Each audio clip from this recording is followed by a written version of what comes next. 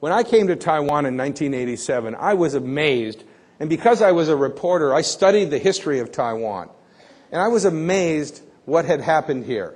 The vision of how this island's economy was built.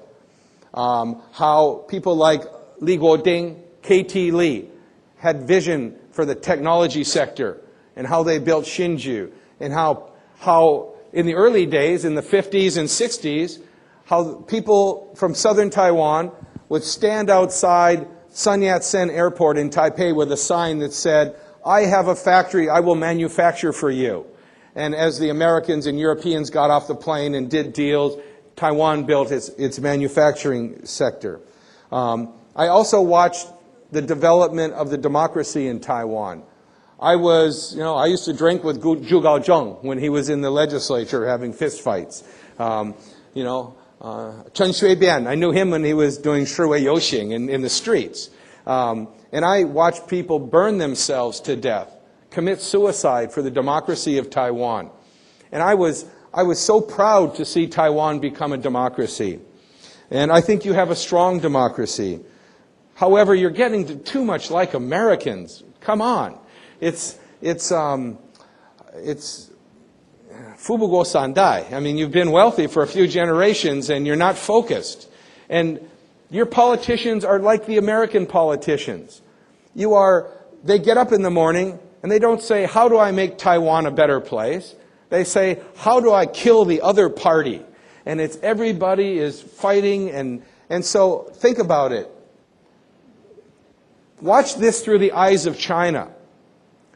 China is holding on to its population as tight as it can, for as long as it can, to get the country as rich as it can, before it becomes pluralistic and inefficient and difficult to get anything done. And they sometimes do that through brutal methods to keep the country together. And I have to say Taiwan did that in the 50s, 60s, and 70s, and a good part of the 80s.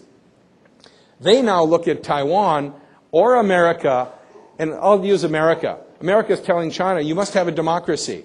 And they're thinking, wait, your democracy is you find an issue that divides the population, like gay marriage, and then you get the people attacking each other, and you use that to get elected. How is that going to help me? You have a big responsibility here in Taiwan, because you're the first Chinese democracy in history, and you have to get this right, because you are an example for the mainland. Right now, you're a bad example, and you help them tell their people, democracy will destroy our economy. What you need to do is make your democracy work and get your country focused on economic development and people being together for the country, and show China a better way. And I think you can do it. If you don't do it, don't follow America's path. We've been going the wrong way for a while. Anyhow, if I have one, what am I? You can listen to me or not. I'm just a guy that was here 20 years ago and has seen a few things.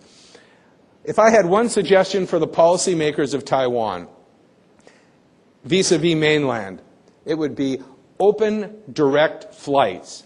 That is the most important thing. Because if you look at why was Taiwan so successful in the 60s, 70s, and 80s, besides having a population that is smart and hardworking? You were successful because China was isolated and you weren't. They were isolated and closed off to the world, and you were open. And the world came here and they did their manufacturing and did business, and your people went around the world and got educated and became very international. What have you done now? China has opened its doors to the world. The whole world is rushing into China. And you have isolated yourself. You've made yourself China. You're isolated. I've been here 3 times since I left in 1990. Why? I love this place.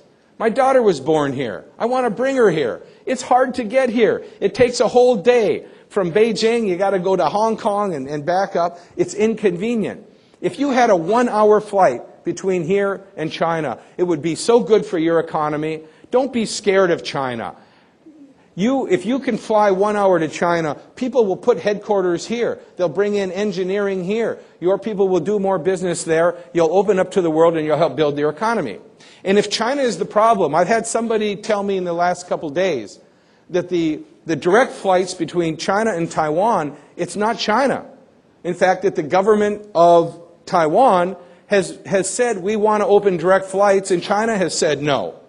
If that is the case, then don't take no for an answer. Go there and continue to negotiate this, get the Americans involved, and make it the key issue on improving Taiwan-China relations. The whole world wants Taiwan-China relations to improve.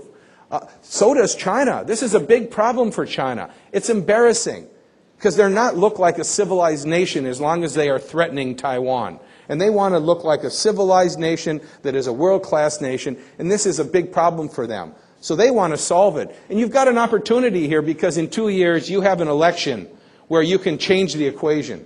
China does not trust Chen Shui-bian. I'm not saying it's Chen Shui-bian's fault. I'll put nobody's fault. But they don't trust him, and they never will trust him. They'll never deal with him. However, whoever is elected the next president of Taiwan has an opportunity to try to do a new opening with China. And Hu Jintao has an opportunity. By then, he will have consolidated more power. That is the year of the Olympics. China will feel strong. Maybe the one policy you get is direct flights, direct communications, and end your isolation because this is a great place and it deserves to continue marching ahead. Thank you very much.